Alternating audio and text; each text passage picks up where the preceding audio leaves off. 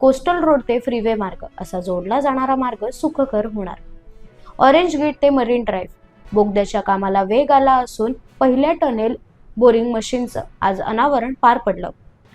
आज मुख्यमंत्री देवेंद्र फडणवीस आणि उपमुख्यमंत्री एकनाथ शिंदे यांच्या हस्ते उद्घाटन.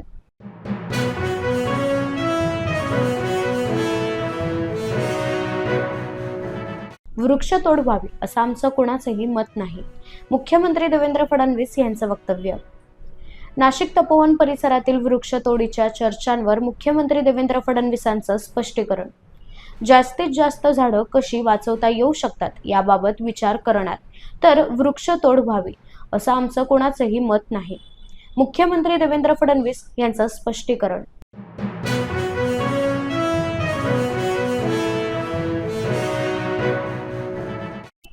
तपोवनातील वृक्षतोडीच्या संदर्भात तोडगा काढला पाहिजे, उपमुख्यमंत्री अजित पवार यांचं ट्विट.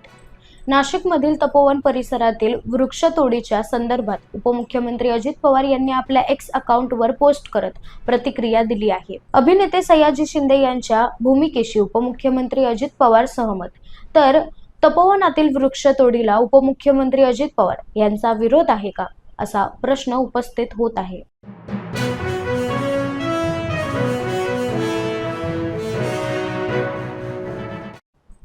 केंद्रीय कृषी मंत्र्यांनी केला मोठा खुलासा.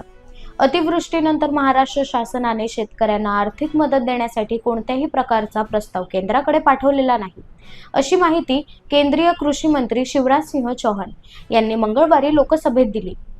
तर केंद्रीय कृषी मंत्री शिवराज सिंह चौहान यांनी केलेल्या आरोपानंतर राजकीय वर्तुळात चर्चांना उधाण आलं आहे.